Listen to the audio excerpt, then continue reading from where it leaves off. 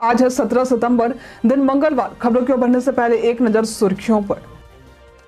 आज विश्वकर्मा पूजा के अवसर पर सीएम नीतीश और राज्यपाल ने दी बधाई। शिक्षा विभाग ने सरकारी स्कूलों के बुनियादी जरूरतों के मरम्मत के लिए जारी किए रुपए। आज से शुरू है पितृपक्ष का मेला, जाने कैसे रहेगी व्यवस्था। रोजगार के अवसर तलाश रहे युवाओं के लिए बिहार सरकार दे रही हर महीने 1000 रुपए। ऐसे छिपा सकते हैं आप अपने व्हाट्सएप चैट। श्रद्धा कपूर, पंकज त्रिपाठी और राजकुमार राव की फिल्म स्त्री 2 ने तोड़ा रिकॉर्ड। आकाश चोपड़ा ने धोनी के साथ का सुनाया ये मजेदार का। स्टेट बैंक ऑफ इंडिया ने निकाली भर्ती, जल्द करे आवेदन। स्टेट बैंक ऑफ इंडिया ने 1511 पदों पर भर्ती निकाली है। ये भर्ती डिप्टी मैनेजर और असिस्टेंट मैनेजर जैसे कई पदों के लिए है। इच्छुक उम्मीदवार इसकी आधिकारिक वेबसाइट sbi.co.in पर जाकर आवेदन कर सकते हैं। आवेदन प्रक्रिया शुरू है और आवेदन करने की अंतिम तारीख 4 अक्टूबर है। इस भर्ती के लिए जरूरी है कि उम्मीदवारों ने किसी मान्यता प्राप्त संस्थान से बीटेक या बीई या आईटी या एमटेक किया हो। अलग अलग पदों के लिए अलग अलग योग्यताएं निर्धारित की गई हैं। भर्ती से संबंधित सटीक और अधिक जानकारी के लिए आप इसके आधिकारिक वेबसाइट को देख सकते हैं। रोजगार के अवसर तलाश रहे युवाओं के लिए बिहार सरकार दे रही हर महीने 1000 रुपए। रोजगार के अवसर तलाश रहे युवाओं के लिए प्रदेश सरकार स्वयं सहायता भत्ता योजना चला रही है। इसका संचालन मुख्यमंत्री निश्चित स्वयं सहायता भत्ता योजना के तहत किया जा रहा है। इसके लिए जरूरी है कि उम्मीदवार की आयु सीमा 20 से 25 वर्ष के बीच में होनी चाहिए और उन्होंने 12वीं पास किया हो। इस योजना का लाभ उठाने के लिए आप इसके आधिकारिक वेबसाइट पर जा सकते हैं। इसकी आधिकारिक वेबसाइट आप हमारे स्क्रीन पर देख सकते हैं। यहाँ आवेदन करने के बाद आपको अपने जिले के डीआरसीसी ऑफिस जाकर अपने कागजातों का सत्यापन करवाना होगा। बिहारी बर्थडे स्पेशल में आज हम बात करेंगे आफ्ताब सेठ के बारे में। ये एक सेवानिवृत्त भारतीय राजनयिक है। इनका जन्म आज के दिन वर्ष 1943 में बिहार के पटना में हुआ था। इन्होंने ग्रीस, वियतनाम और जापान में भारत के राजदूत के रूप में कार्य किया है। भारत सरकार के अधीन ये और भी कई बड़े पद संभाल चुके हैं। वर्ष 2015 में इन्हें Grand Cordon of the Order of the Rising Sun से भी सम्मानित किया जा चुका है। आज विश्वकर्मा पूजा के अवसर पर सीएम नीतीश और राज्यपाल ने दी बधाई। आज पूरे देश में हर्षोल्लास के साथ विश्वकर्मा पूजा मनाई जाएगी। इस अवसर पर सीएम नीतीश और प्रदेश के राज्यपाल विश्वनाथ आर्लेकर ने प्रदेश और देशवासियों को बधाई दी है। आज के दिन अभियंत्रों, मोटर वाहन और तकनीकी चीजों की पूजा की परंपरा है। ये दिन दुनिया के पहले शिल्पकार विश्वकर्मा को समर्पित होती है। बड़े से बड़े कारखानों में या छोटे से छोटे रिक्शे वाले भी आज के दिन अपने व्यावसायिक यंत्रों की पूजा करते हैं। कई जगहों पर प्रदेश में आकर्षक पूजा पंडाल भी तैयार किए गए हैं। बाजारों में कई दुकानें आज सजी हुई दिखाई देंगी। 18 सितंबर से लग रहा बिहार सरस मेला, 22 से भी अधिक राज्यों के लगेंगे स्टॉल। पटना के ज्ञान भवन में 18 से 27 सितंबर तक बिहार सरस मेला का आयोजन होने जा रहा है। इस मेले में लोक कला, संस्कृति, परंपरा और व्यंजन को बढ़ावा दिया जाएगा। इस मेले का उद्घाटन ग्रामीण विकास मंत्री श्रवण कुमार करेंगे। इस मेले में 130 से अधिक स्टॉल लगाए जा रहे हैं। यहाँ बिहार समेत 22 से भी अधिक राज्यों के महिला उद्यमी अपने उत्पाद और शिल्प प्रस्तुत करेंगी। मेला रोज सुबह 10 बजे से शाम के 8 बजे तक खुला रहेगा। बिहार सरस मेला का आयोजन 2018 से साल में 2 बार किया जाता है। पिछले साल के पहले संस्करण में 2 करोड़ 92 लाख रुपए की बिक्री हुई थी, जिसमें विविध उत्पाद और व्यंजन प्रदर्शित किए गए थे। शिक्षा विभाग ने सरकारी स्कूलों की बुनियादी जरूरतों के मरम्मत के लिए जारी किए रुपए। शिक्षा विभाग ने प्रदेश के हर सरकारी स्कूल के खाते में 50,000 रुपए की राशि भेजी है। इन पैसों से प्रदेश के सरकारी स्कूलों में कई चीजों की मरम्मत की जाएगी, जिसमें स्कूलों में पंखे, बल्ब, बेंच, डेस्क, फर्श और शौचालय आदि के मरम्मत शामिल है। सभी स्कूलों में इस काम की निगरानी संबंधित जिले के डीएम करेंगे। स्कूलों में ये पैसे ट्रांसफर करने के बाद शिक्षा विभाग ने कहा है कि ये राशि मरम्मत, जल जमाव और बुनियादी जरूरतों से जुड़े कार्यों के लिए हमेशा उपलब्ध रहेगी, जिससे समय समय पर स्कूल प्रशासन अपने स्तर पर छोटे मोटे काम करवा सकेंगे। आने वाले 1 साल में बिहार के इन जिलों में बढ़ेंगे रोजगार के अवसर। बिहार में बीते कुछ समय से कई ग्रुप्स ने इन्वेस्टमेंट किया है, जिसमें ब्रिटानिया, पेप्सिको, टाटा ग्रुप की ताज होटल से लेकर हेल्थ केयर में मेदांता तक शामिल है। बिहार को 2022-24 के बीच 12,000 करोड़ रुपए के इन्वेस्टमेंट प्रपोजल मिल चुके हैं। इसकी जानकारी सरकारी आंकड़ों से मिली है। आने वाले कुछ सालों में पटना के साथ साथ मुजफ्फरपुर, वैशाली और पश्चिमी पूर्वी चंपारण में नौकरी के मौके बढ़ने की संभावना है। इन जिलों में कई कंपनियां अपनी फैक्ट्री लगाने जा रही हैं और आने वाले 1 साल में प्राइवेट सेक्टर में लाखों रोजगार के अवसर बढ़ रहे हैं।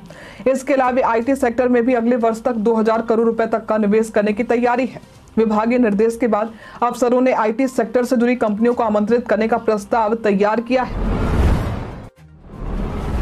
आज से शुरू है पितृपक्ष का मेला, जाने कैसी रहेगी व्यवस्था। आज से पितृपक्ष शुरू है। हालांकि पहला श्राद्ध 18 सितंबर से शुरू है। इस अवसर पर आज से लेकर 2 अक्टूबर तक गया में पितृपक्ष मेले को लेकर कई तैयारियां और लोगों की सुरक्षा के खास इंतजाम किए गए हैं। गया में सरोवरों और देवघाट में SDRF, गोताखोर, लाइफ जैकेट और नाव आदि की पूरी उपलब्धता रहेगी। तीर्थ यात्रियों के लिए टेंट सिटी का निर्माण किया गया है, जहां 2500 बेड की व्यवस्था है। यहाँ यात्रियों के निःशुल्क ठहरने की व्यवस्था की गई है। इसके अलावा शमशान घाट से लेकर गया जी डैम तक एक समय में एक साथ 40 से 50 हजार लोगों के एक साथ बैठकर तर्पण करने की व्यवस्था भी की गई है। साथ ही तीर्थ यात्रियों के लिए Bihar state tourism development corporation limited ने कई तरह के टूर पैकेज लॉन्च किए हैं, जिसकी जानकारी आप इसके आधिकारिक वेबसाइट पर जाकर देख सकते हैं। यदि आप घर बैठे ही पिंडदान करना चाहते हैं तो पर्यटन विकास निगम ने पिंडदान पैकेज की भी व्यवस्था की है। इसके अलावा पिंडदान और अन्य पर्व त्योहारों में भीड़ भाड़ को देखकर गया और पटना के बीच एक जोड़ी मेमू पैसेंजर स्पेशल ट्रेन 03656 03655 का परिचालन कराने का भी फैसला लिया गया है। यह स्पेशल ट्रेन गया और पटना के बीच 16 सितंबर से 31 दिसंबर तक चलाई जा रही है। पटना में शिक्षकों की नौकरी पर मंडरा रहा खतरा, शिक्षा विभाग कर सकता है कार्रवाई। जो लोग BPSC के माध्यम से शिक्षक बन गए हैं लेकिन CTET में 60% से भी कम अंक प्राप्त हुए हैं, उनकी नौकरी पर खतरा मंडरा सकता है। आपको बता दें कि इस परीक्षा में जिन्होंने कम से कम 60% अंक प्राप्त किए थे, केवल उन्हीं के आवेदन करने का प्रावधान था। लेकिन कई लोग जिन्हें 60% से भी कम अंक आए थे, वे भी परीक्षा पास करके शिक्षक बन गए हैं, जिसके बाद शिक्षा विभाग अब ऐसे शिक्षकों की जांच कर रहा है। CTET में 60% से कम अंक लाने वालों के प्रमाण पत्र की जांच DPO स्थापना कार्यालय में की जा रही है। इस दौरान शिक्षकों के CTET अंक पत्र और प्रमाण पत्र के साथ जाति, आवासीय, आधार कार्ड और स्वाभिप्रमाणित प्रमाण पत्र की प्रति भी ली जा रही है। ऐसे छिपा सकते हैं आप अपने WhatsApp चैट। WhatsApp ने अपने चैट्स को हाइड करने के लिए एक नई ट्रिक पेश की है। इस ट्रिक से आप अपना आर्काइव किए बिना ही चैट को छिपा सकते हैं। चैट्स को हाइड करने के लिए अपने एंड्रॉइड फोन पर WhatsApp खोलें और जिस चैट को हाइड करना चाहते हैं उस चैट को सेलेक्ट करें। फिर ऊपर दाएं कोने में 3 डॉट्स पर टैप करें और लॉक चैट विकल्प चुनें। पॉपअप पर keep this chat locked and hidden पर टैप करें और कंटिन्यू पर क्लिक करें। लॉक की गई चैट्स केवल आपके बायोमेट्रिक्स से ही ओपन होगी और नोटिफिकेशन में WhatsApp 1 न्यू मैसेज दिखाई देगा। WhatsApp को अनलॉक करने के लिए लॉक्ड चैट फोल्डर में जाएं और 3 डॉट्स पर टैप करके अनलॉक ऑप्शन चुनें। नवोदय विद्यालय में प्रवेश परीक्षा के लिए आवेदन की अंतिम तिथि में हुआ विस्तार। जवाहर नवोदय विद्यालय में सत्र 2025-26 में क्लास 6ठी में प्रवेश के लिए आवेदन की अंतिम तिथि को बढ़ाकर 23 सितंबर कर दिया गया है। आवेदन करने वाले अभ्यर्थियों को जरूरी है कि वे 5वीं क्लास में नियमित पढ़ाई कर रहे हों। आपको बता दें कि इस परीक्षा का आयोजन अगले वर्ष 18 जनवरी को किया जाएगा। नवोदय विद्यालय में नामांकन के लिए इच्छुक उम्मीदवार आवेदन कर सकते हैं। बेटी बचाओ बेटी पढ़ाओ से प्रदेश की करीब 3 लाख बेटियां हुई शिक्षित। प्रदेश के 2.98 लाख बेटियां बेटी बचाओ बेटी पढ़ाओ योजना से शिक्षित हुई हैं। इनमें से कई बच्चियों ने बीच में ही अपनी पढ़ाई छोड़ दी थी, लेकिन इस योजना की मदद से इन्हें सुरक्षा दिया गया ताकि वे अपनी आगे की पढ़ाई पूरी कर सके। ये आंकड़े 2 वर्षों के हैं, जिसे महिला एवं बाल विकास मंत्रालय द्वारा जारी किया गया है। इसमें सबसे ज्यादा संख्या वैशाली के बेटियों की है। इस जिले से करीब 34,543 बेटियां इस योजना के जरिए शिक्षा से जुड़ी और शिक्षित हुई हैं। मालूम हो कि एक ऐसा समय भी था जब 2015 में वैशाली देश भर में एक लैंगिक संवेदनशील जिले के तौर पर चयन किया गया। पटना स्पोर्ट्स कॉम्प्लेक्स में स्पोर्ट क्लाइंबिंग ट्रेनिंग कोर्स की हुई शुरुआत। बिहार सरकार खेलों को बढ़ावा देने के लिए लगातार कई कोशिशें कर रही है।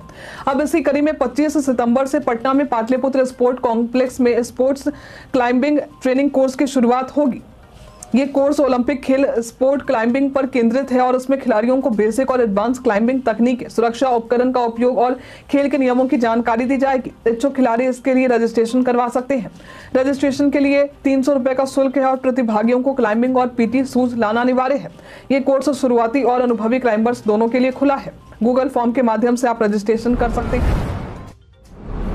श्रद्धा कपूर, पंकज त्रिपाठी और राजकुमार राव की फिल्म स्त्री 2 ने तोड़ा रिकॉर्ड। हॉरर कॉमेडी फिल्म स्त्री 2 बॉक्स ऑफिस पर ताबड़तोड़ कमाई कर रही है। फिल्म को रिलीज हुए कई दिन हो चुके हैं, बावजूद इसके थिएटर्स में हाउसफुल दिखाई दे रहे हैं। इस फिल्म में बिहार के पंकज त्रिपाठी, राजकुमार राव और श्रद्धा कपूर ने अपनी एक्टिंग से सबका ध्यान अपनी तरफ आकर्षित किया है। ये फिल्म कई बड़े स्टार्स को फिल्म को पीछे छोड़ चुकी है। इस फिल्म ने उरी के रिकॉर्ड को भी तोड़ दिया है। उरी फिल्म ने अपने 5वें वीकेंड में 12.37 करोड़ रुपए की कमाई की थी। वहीं इस फिल्म ने 16 करोड़ रुपए की कमाई की है। फिल्म का कुल कलेक्शन अब 580.18 करोड़ रुपए हो चुका है। अगर आपने स्त्री फिल्म देखी है तो आपको पंकज त्रिपाठी की एक्टिंग कैसी लगी, हमें कमेंट में लिखकर जरूर